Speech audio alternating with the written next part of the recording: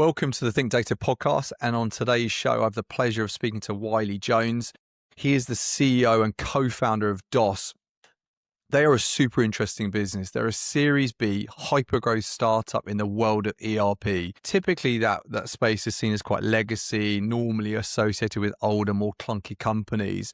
But DOS is building the modern operations stack for physical product companies. So it's going to be AI native, really fast to deploy, and it's ultimately designed to replace the chaos of spreadsheets and outdated ERP. So yeah, really good to have you on, and obviously congrats on the Series B. That's super exciting. And I mentioned at the top, obviously CEO, co-founder, but not many people have heard of you. So what's the backstory to Wiley, and what led you to launch DOS? Great to be on. Thanks for having me, Alex. Pleasure. So DOS is an exercise in pulling a thread, and the world continues to unravel, and you realize you're onto a much larger thing than what you maybe started out to work on. So my background is in hardware engineering. I worked as a mechanical engineer and electrical engineer. I wrote a bunch of firmware. And in order to make physical products, you have to track the information of the supply chain. And so I spent the better part of a few years actually living in China, working in manufacturing, making products, getting them shipped out to people around the world. And over the course of, the next few companies I worked at, I kept seeing the same problem, um, which, I would say, for a bit of a um, flippant point of view, is that it's a miracle that anything gets built at all. It really is. It's a miracle that products end up in the grocery stores, or they end up in consumers' hands, or that Amazon package ends up on someone's doorstep. And a lot of that miracle is in part to the information systems and basically what a lot of people would call the ERP that power procurement, inventory management, order management, all the pieces of the supply chain, fulfillment. And so seeing how hard it was to build and architect these systems around what our company actually did, it really made me want to go start the DOS. And obviously, I think one of the biggest catalysts for this, and obviously the reason I quit my job and started the company, was I saw the advancements that were coming with generative AI back in 2022, and it became really clear that businesses were going to be able to adapt their applications to serve the strategy of their company. Nowadays we have a fun term for that: vibe coding. Mm.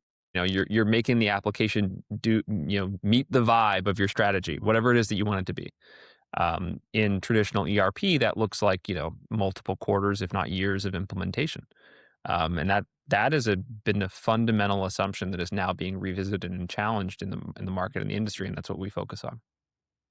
Yeah, super interesting. I love the fact you went to China and kind of, as in your own admission, almost like scratched anything. And how does anything ever get shipped? But what I find wild is some of the largest tech companies on the planet, which obviously I won't name names here, are in the ERP space. They are vendors that have grown multi-billion-dollar profits, huge organizations. So obviously you're competing not necessarily directly, but how have they got this so wrong where it's almost allowed an opportunity for someone like DOS, and obviously you and your super smart co-founders to get in on this?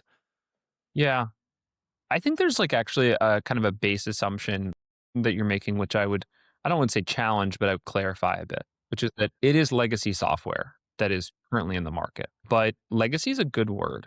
Like, people forget that. It means that companies did something right. And the fact that this software is powering the critical operations of the world's largest companies, it means that they understand something about how businesses should operate, and they've encoded that into an application. And where they got a few things wrong, I think, is a little bit more of a consequence of the architecture that they were working with and the tools they were working with at the time. Interesting. The mainframe era, IBM computers back in the 1960s and 1970s, we look at that and say, man, this is a clunky piece of tech. It's like, yeah, but in the 1960s, the alternative was people crunching those numbers by hand. Yeah. And the same thing, we can say so much of the genealogy of these systems. Our view on this is that all we're doing is we're just pushing the frontier forward. And there's kind of this, archaeological survey we have to go through and look through the large enterprises of the world and say, where are your outdated systems no longer serving how your business needs to be adaptive and agile?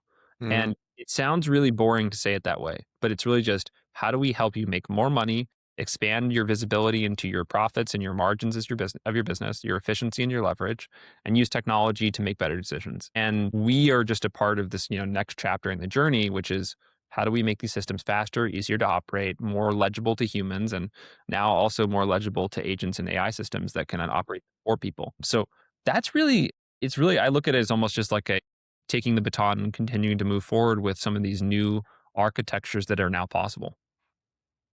Yes, you touched on a few really good points, and I guess what these companies have as well in spades is obviously the brand, the reputation these organizations have got to a certain size because they're obviously doing something right. They're obviously delivering something which is adding value.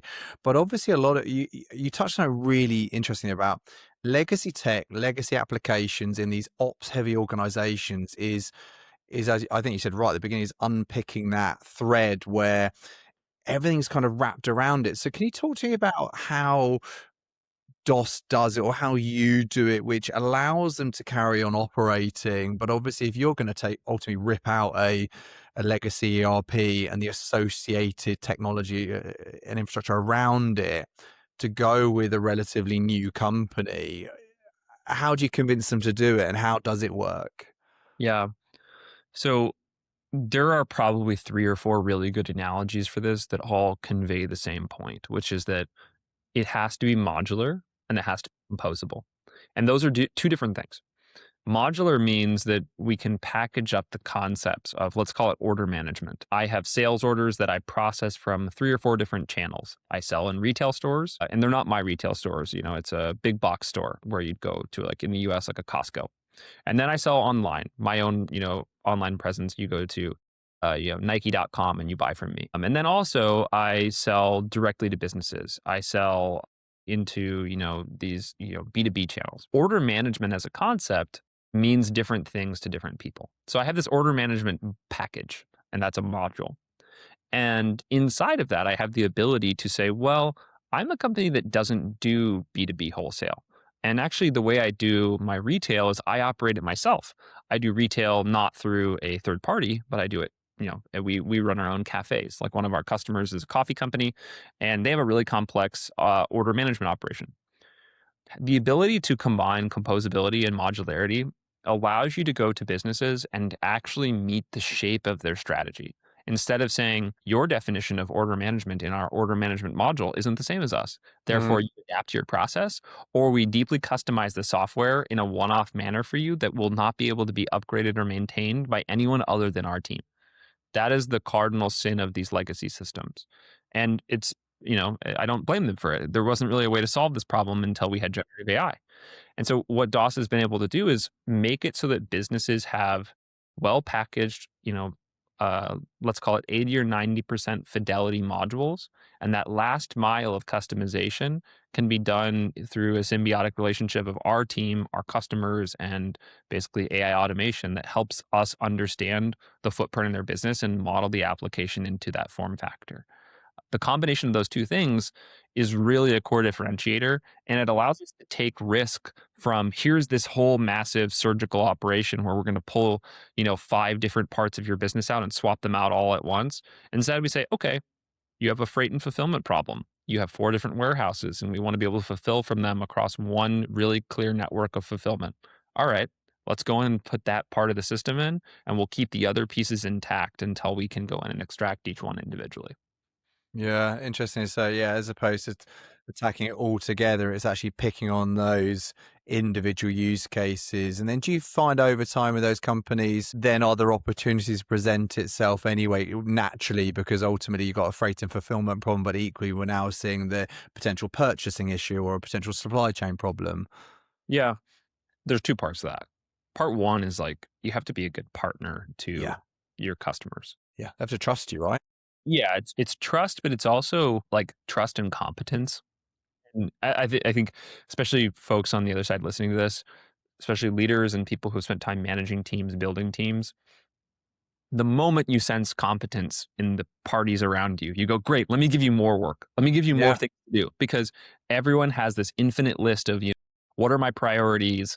I have to choose 15 things that I can't do today. The moment they sense that they can trust us with critical operations in their company, they immediately come back and say, great, we solved this problem. What about these 15 other things? Because that's not, for our coffee customer, they're focused on how do we go in and expand our brand? How do we build Mm. better products? How do we go in and source the best coffee? They're not thinking, how do we optimize our, footprint of our data platform? And how do we make sure that our fulfillment network is operating at the exact way it should? They want partners who they can trust to go deliver on those things. So immediately delivering with a competence partnership, they just go in and push more work back to us. The second part is because the product is composable and modular, we actually get to say yes.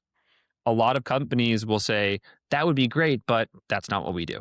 Or that would be great, but we're focused on X, Y, and Z that is much more in order management. And unless you have this shape and form factor, we can't actually match the pattern of the puzzle piece that you're describing. And so we've given ourselves the right to say yes to when people ask us to solve a problem. What a good position to be in, right? You kind of have that confidence and strength and conviction. Know when, I know, on the flip side, know when to say no, kind of Oh my this. God, yes. Yeah. Yes. Because I guess as a startup, it's easy, not easy, but it's you want to say yes, right? Because yes leads to revenue, leads to opportunity, but saying no is probably just as staying in the right lane is also where you're going to get more credibility from the market. Yeah. Well, a couple of notes on that I think are super important for us is like we wanted to prove really early in the company's journey that we could be horizontal and sell a product that worked to a wide group of people, not just like stakeholders, and not just geography, but the individual applications. We Mm-hmm. have a company we work with that's based in Israel that's a demolition business. And then on the other hand, we work with a coffee company. And those companies have almost nothing in common. And the product can support that. Now, you will not see our organization going back out and selling to a bunch of demolition companies right now. What we did early on was we proved out and felt out the shape of what was possible inside of the system and from a product standpoint.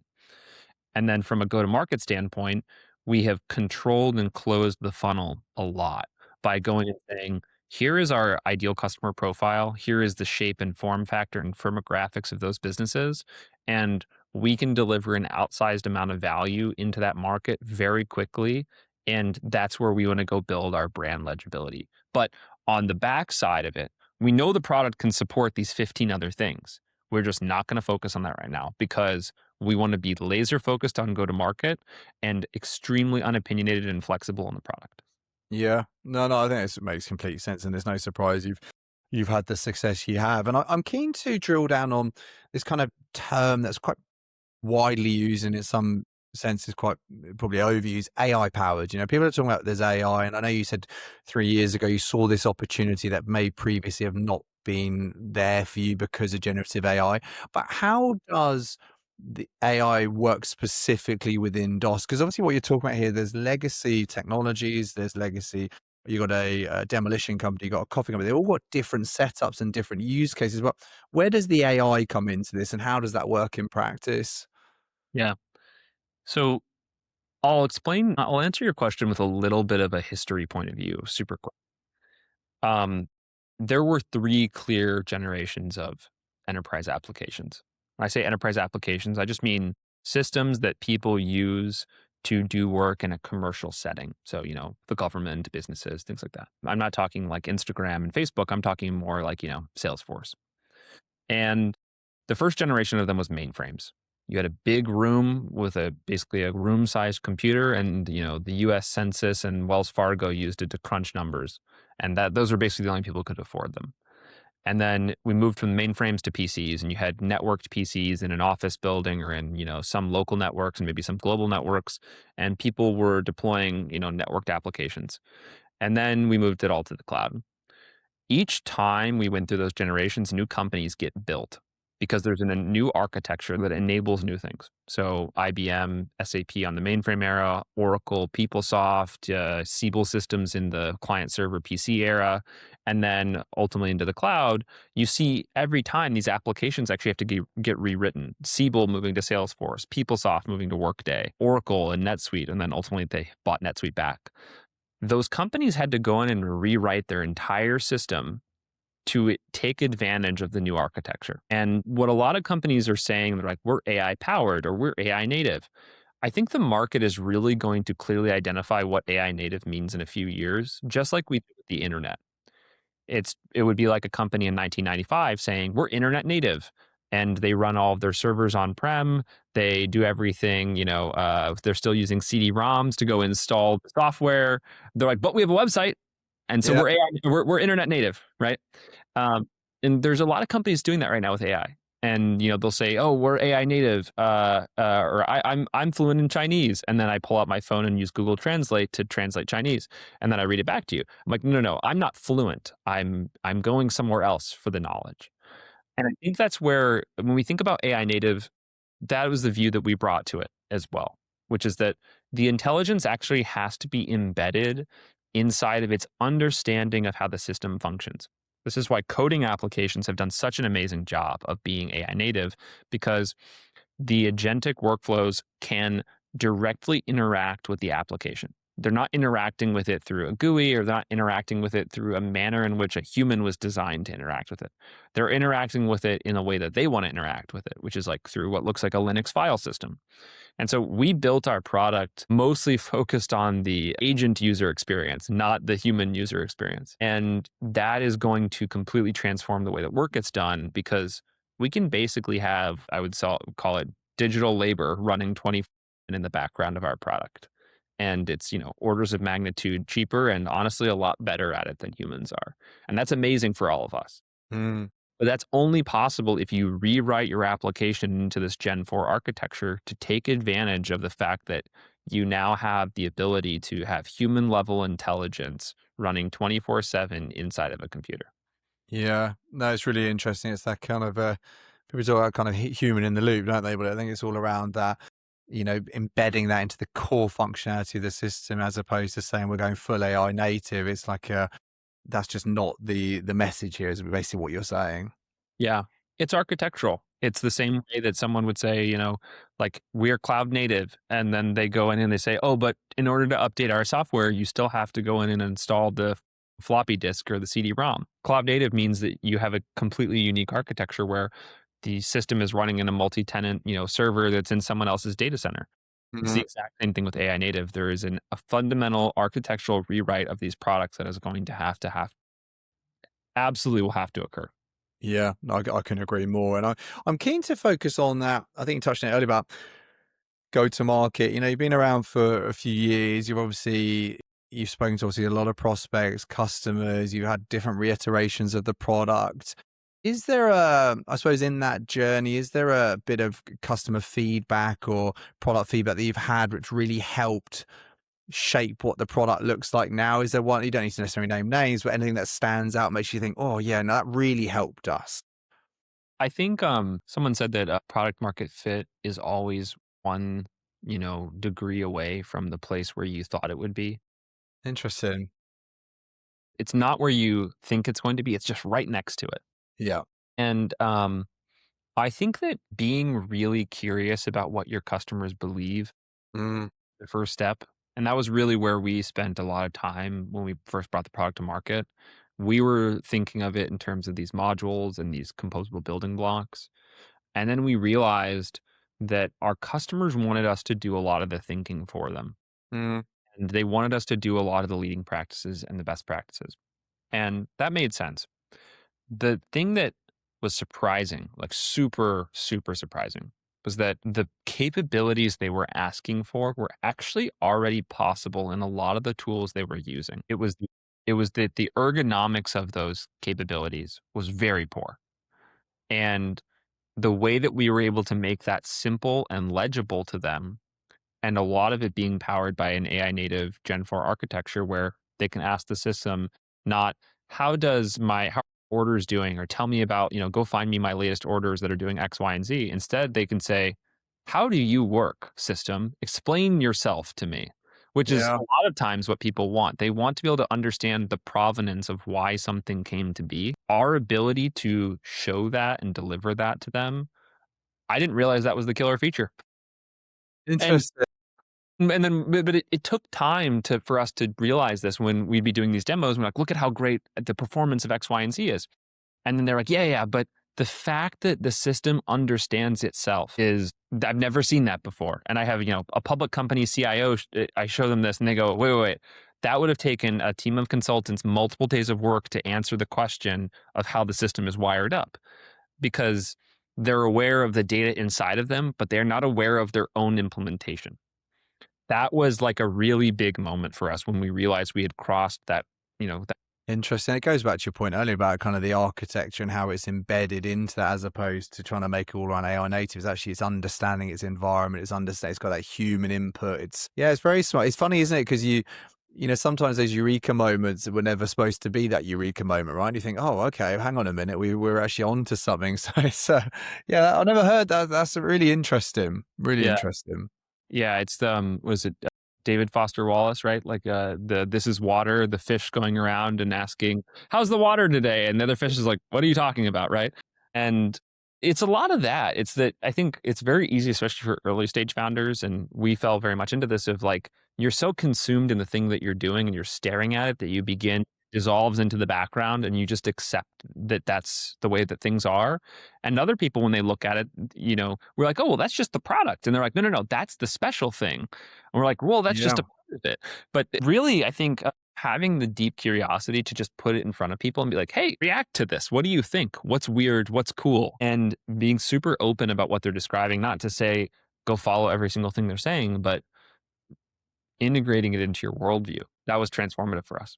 Yeah, no, you're completely right. When you look at the same thing over and over again, it just all blends into one. But I've never had that answer. And it's, super impressive that you built something almost so advanced that you were like, well, actually, hang on a minute, that's actually what we should be doubling down on. Did that impact your kind of wider go-to-market motion as well? Then after that, did it make you think, hang on a minute, we need to really ensure that messaging comes through? Yeah. It changed it completely. It changed it mostly because we spent so much time originally focusing on how to communicate capabilities Mm, around industry specific, go accomplish XYZ thing to make my revenue improve, to make my profit and visibility into my margins improve, decrease the risk for my business. And that works in a local setting when you're talking to an individual on a specific team, or you're talking to managers inside of a procurement function or whatever it is. But making the idea really, really simple to people in a single sentence required that positioning and messaging for our go-to-market team. It required this clarity, which took basically 2.5 years of trying to sell the product and having success in certain form factors. Yeah, it took 2.5 years for us to get that clarity, which is you needed applications that adapt to the strategy of your company. yeah, And AI and basically our Gen 4 architecture makes that possible, and it's never been possible before. And here's how we can show you. And yeah. that that kernel of truth took so long to get to. And once we got to it, then it was, now here's how we price and package this. Here's how we deliver value. Here is how we actually run a sales process to show you and make you believe that fundamental truth. And Yeah. so, but that took a long time. And starting with getting the message and the vision of clarity at that point perfectly dialed in. If you don't have that, that should be the thing you're searching for on Mm. GTM. And then once you have it, then you put all of your energy and weight behind driving pipeline against that.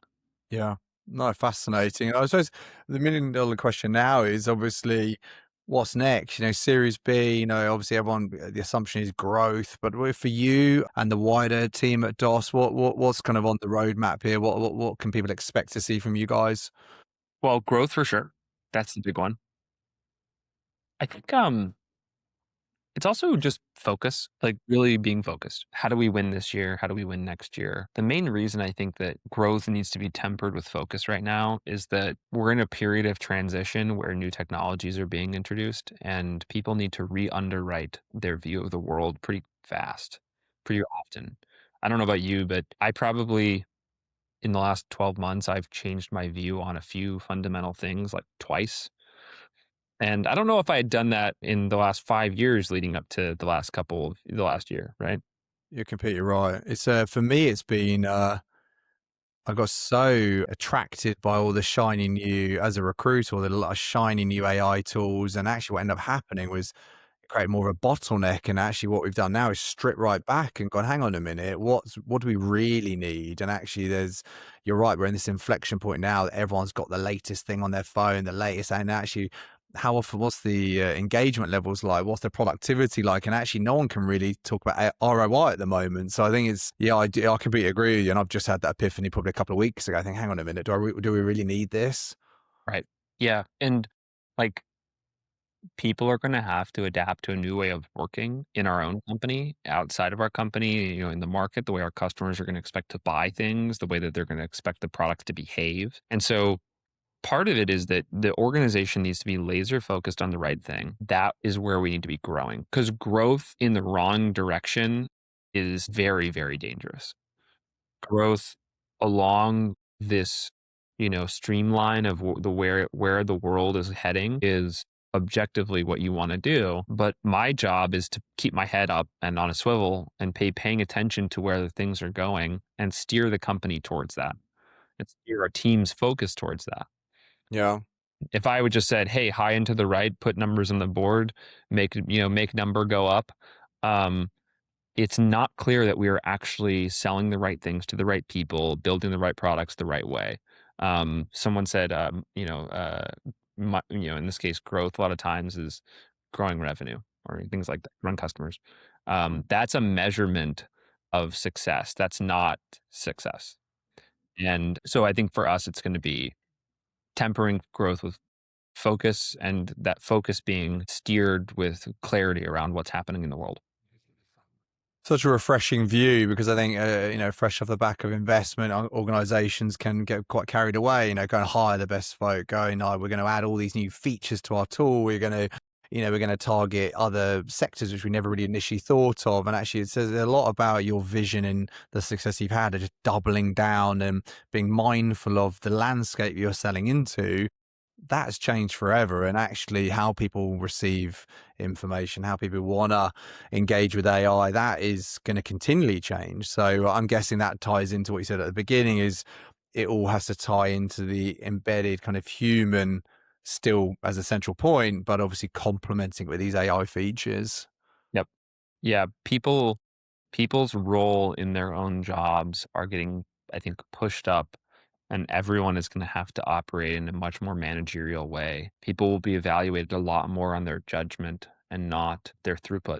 The like, do you do this task? It's actually, can you orchestrate the things around you to do tasks? Mm.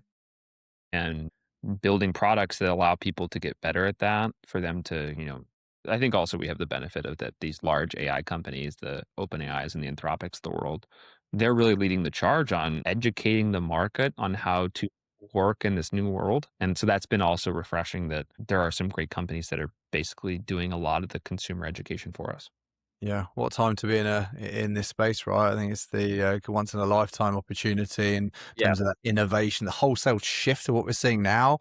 I can't liken it. You talk about .com earlier. It's like, it's bigger than that, isn't it? It's just everything kind of is happening at such an exponential rate, which is exciting. But look, for you and DOS, I wish you all the best of luck, Wiley. It's obviously a fantastic product. It's obviously the adoption's growing exponentially as well. But yeah, you were so clear and articulate with the vision and the why, which is sometimes lost on some people. But no, thanks so much for coming on. It's been really interesting. Of course, Alex, thanks for having me on. I really appreciate it. Thanks again. Appreciate it.